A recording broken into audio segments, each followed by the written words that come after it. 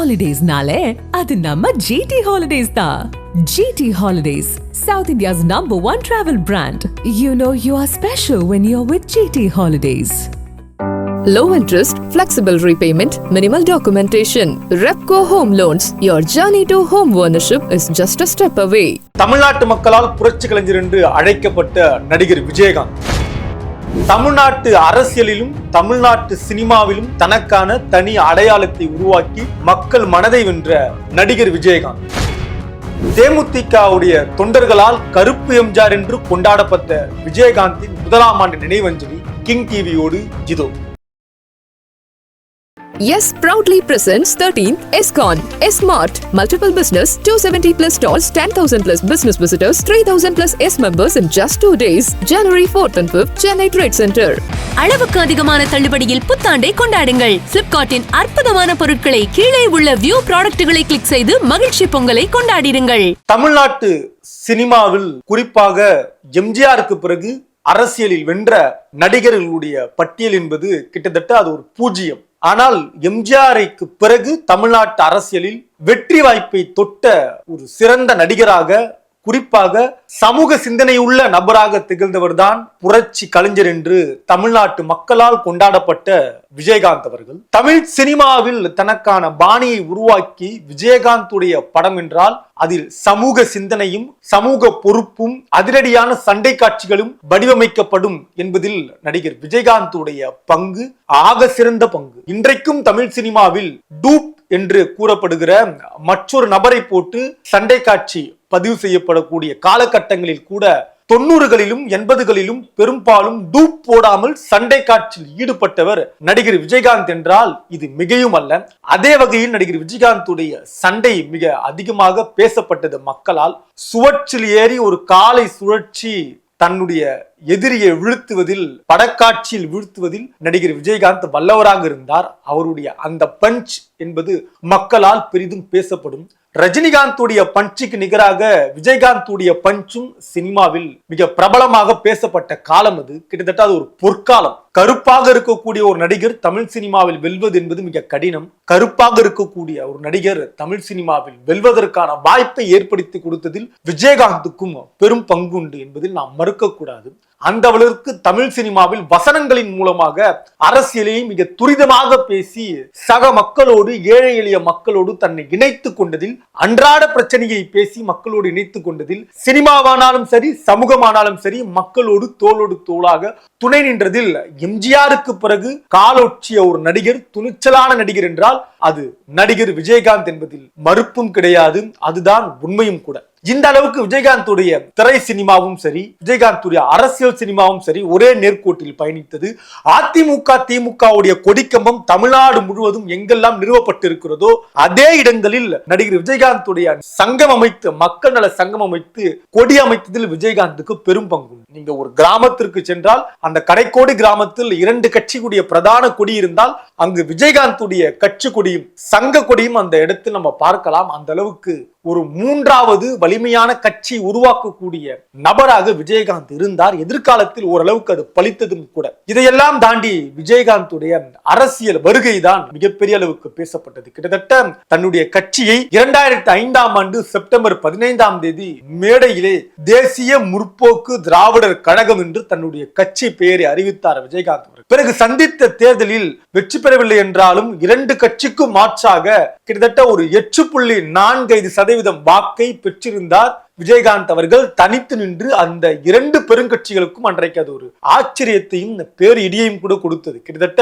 30% வாக்குகளை பெற்றிருக்கிற அண்ணா திராவிட முன்னேற்ற கழகமானாலும் சரி, 20லிருந்து 28% வாக்கு எண்ணிக்கை பெற்றிருக்கக்கூடிய திராவிட முன்னேற்ற கழகமானாலும் சரி, இந்த தேர்தலில் 8% வாக்குகளை விஜயகாந்த் பெற்றிருப்பது அன்றைய கட்சிக்கு ஒரு ஆச்சரியம். இதையெல்லாம் தாண்டி 2011ஆம் ஆண்டு விஜயகாந்துடைய வாழ்க்கையில் மிகப்பெரிய ஒரு மாற்றத்தை ஏற்படுத்தியது. கிட்டத்தட்ட 2011ஆம் ஆண்டில் அன்றைக்கு இருந்த திராவிட முன்னேற்ற கழகத்தை வீழ்த்த வேண்டும் என்கிற ஓரணியில் ஜெயலலிதாவோடு கைகோர்த்தார் விஜயகாந்த் அவர்கள். அதிமுக கூட்டணியில் கிட்டத்தட்ட 41 சீட்டுகளை பெற்ற விஜயகாந்த் அவர்கள் 29 சீட்டுகளை பெற்று வென்றார். பிரதான எதிர்கட்சியாகவும் தன்னுடைய இடத்தை நிறுவினார். அவருக்கு பிறகுதான் அன்றைக்கு இருந்த திராவிட முன்னேற்ற கழகத்துடைய எண்ணிக்கையும் இருந்தது. அந்த வகையில் அதிமுகவுக்கு நேர் எதிரான எதிர்கட்சியாக கூட்டணியிலே இருந்தாலும் எதிர்கட்சியாக இருந்து தன்னுடைய பணியை தொடங்கினார் விஜயகாந்த் அவர்கள். இங்குதான் ஒரு செய்தி. கிட்டத்தட்ட 1996ஆம் ஆண்டு கலைஞருக்கு பாராட்டு விழா எடுத்ததில் விஜயகாந்துக்கு பெரும் பங்கு உண்டு. அன்றைக்கு நடிகர் சங்க தலைவராக இருந்த விஜயகாந்த் அவர்கள் கலைஞருடைய கடந்த கால திரைப்பட வசனங்களில் வெற்றியை சூடினார். விஜயகாந்த் அவர்கள் திரை வாழ்க்கையில் மிகப்பெரிய அளவுக்கு எம்ஜிஆருடைய ரசிகராக இருந்து அதனால் திரை வாழ்க்கைக்கு வந்து சமூக சிந்தனையை பெற்றாலும் இயல்பாக அரசியல் களத்தில் கலைஞர் அவர்களோடு ஒரு நெருங்கிய தொடர்புடையவராகவும் கலைஞருடைய படங்களில் நடிப்பதற்கான விருப்பம் உள்ள நபராகவும் கலைஞரோடு நெருங்கி பழகியவராகவும் நடிகர் விஜயகாந்த் பார்க்கப்பட்டார். அந்த வகையில் 96ஆம் ஆண்டு நடைபெற்ற கலைஞருக்கான பாராட்டு விழாவில் மெரினாவில் நடைபெற்ற பாராட்டு விழாவை ஏற்பாடு செய்து தலைமை தாங்கி அந்த பாராட்டு விழாவில் கலைஞருக்கு ஒரு தங்கத்தாலான பேனாவை நினைவு சின்னமாக வழங்கினார் விஜயகாந்த் அவர்கள். இந்த இடத்தில் நம்ம புரிந்து கொள்ள வேண்டிய செய்தி, இந்த விஜயகாந்த் அவர்கள் தான் கலைஞருடைய ஆதரவாளராக விஜயகாந்த் அவர்கள் தான் பின்னாளில் கலைஞருடைய ஆட்சி அகற்றப்படுவதற்கு காரணமாக அம்மையார் ஜெயலலிதாவோடு தொடர்பில் இருந்தார். அந்த வகையில் 2011ஆம் ஆண்டு சட்டமன்ற தேர்தலில் 29 தொகுதிகளை பெற்று வெற்றி பெற்றார் விஜயகாந்த் அவர்கள். பின்னாளில் அதிலிருந்து ஒரு 8 எம்எல்ஏக்கள் அதிமுகவுக்கு மாறினார்கள் என்பதுதான் மிக வருத்தமான செய்தி. அதற்கு காரணமாக அமைந்தது சட்டமன்றத்தில் விஜயகாந்த் அவர்கள் முதலமைச்சர் இருக்கிற போதே எதிரே அமர்ந்து முதலமைச்சருக்கு பின்புறத்திலிருந்து குரல் எழுப்பிய அதிமுகவுடைய எம்எல்ஏக்களை எதிர்த்து தன்னுடைய நாக்கை கடித்து கையை தூக்கி மிரட்டிய அந்த செய்தி எல்லாம் மறக்க முடியாத செய்தியாக இருந்தது. அதற்கு பலரும் கண்டனம் தெரிவித்தார்கள். ஒரு சட்டமன்றத்தின் எதிர்க்கட்சியாக இருக்கக்கூடிய தலைவர் பொறுப்புடன் செயல்பட வேண்டும். அந்த சட்டமன்றத்திற்கென்று சில மரபுகள் உண்டு, நாகரிகம் உண்டு. இதை மீறி விஜயகாந்த் செயல்பட்டதுதான் அவருக்கு எதிராக பேசக்கூடியவர்களை தாண்டி அவருக்கு ஆதரவாக பேசக்கூடியவர்கள் கூட இதை விஜயகாந்த் அவர்கள் தவிர்த்திருக்கலாம். இதுதான் பின்னாளில் விஜயகாந்துடைய வாழ்க்கையில் அரசியலில் அவர் இறங்குமுகமாக செல்வதற்கு வாய்ப்பாக அமைந்தது. ஏறுமுகமாக இருந்த விஜயகாந்துடைய வாழ்க்கையை இந்த சம்பவம் அவரை இறங்குமுகமாக மாற்றியது. பிறகு பின்னாளில் மெதுவாக அரசியலில் விஜயகாந்த் தள்ளாட ஆரம்பித்தார். அவருடைய பேச்சுகள் எல்லாம் பிறகு ட்ரோலாக பதியப்பட்டது.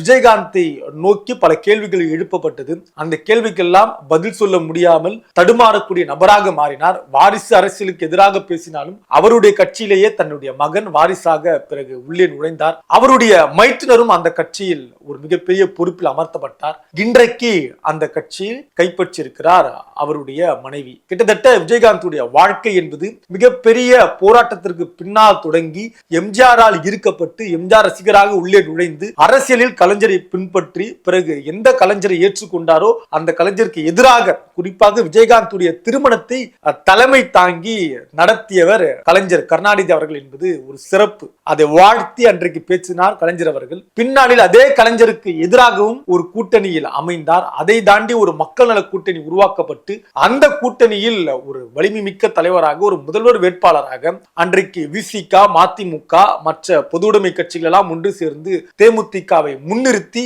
2016ஆம் ஆண்டு சட்டமன்ற தேர்தலை சந்தித்து அந்த சட்டமன்ற தேர்தலிலும் படுதோல்வி அடைந்தது அந்த மக்கள் நல கூட்டணி. அந்த மக்கள் நல கூட்டணி தான் கிட்டத்தட்ட அன்றைக்கு திமுக இழந்த வாக்குக்கு மிகப்பெரிய காரணம். கிட்டத்தட்ட வாக்கு சதவீதம் ஒரு 1.5 வாக்கு சதவீதத்தில் அதிமுக மீண்டும் ஆட்சி கைப்பற்றியது. 1.5% வாக்கு வித்தியாசத்தில் திமுக வாக்கை இழந்தது, ஆட்சியையும் இழந்தது என்றால் அதற்கு மிகப்பெரிய காரணம் இந்த மக்கள் நல கூட்டணி. ஆனால் மக்கள் நல கூட்டணியும் அதில் பெரிதாக சோபிக்கவில்லை என்பதுதான் நிதர்சனமான உண்மை. அந்த வகையில் மிகப்பெரிய போராளியாக, சோதனையாளராக, சாதனையாளராகவும் நடிகர் விஜயகாந்த் அவர்கள் சினிமாவிலும் இருந்தார், அரசியலிலும் இருந்தார். விஜயகாந்துடைய திரை சினிமா எந்த அளவுக்கு மக்களால் ஈர்க்கப்பட்டதோ, குறிப்பாக 100வது திரைப்படம் என்பது நடிகர் ரஜினிகாந்த் அவர்களுக்கும் பிறகு கமலஹாசன் அவர்களுக்கும் வெற்றி திரைப்படமாக அமையவில்லை. ஆனால் விஜயகாந்த் அவர்களுக்கு கேப்டன் பிரபாகரன் திரைப்படம் மிகப்பெரிய வெற்றி படமாக அமைந்தது. 100வது திரைப்படம் கொண்டாடப்பட்ட திரைப்படமாக அமைந்தது. கிட்டத்தட்ட அது ஒரு சந்தலகரத்தன் வீரப்பன் அவர்களுடைய கதையை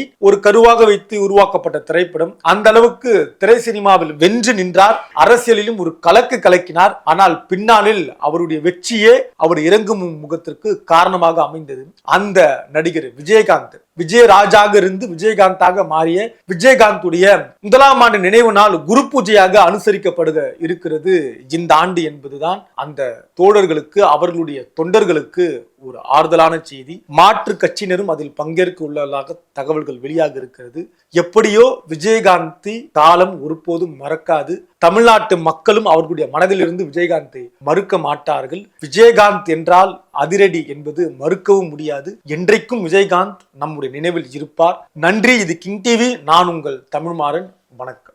Holidays-நாலே அது நம்ம GT Holidays தான். GT Holidays, South India's #1 travel brand. You know you are special when you're with GT Holidays. Low interest, flexible repayment, minimal documentation. Repco Home Loans. Your journey to home ownership is just a step away.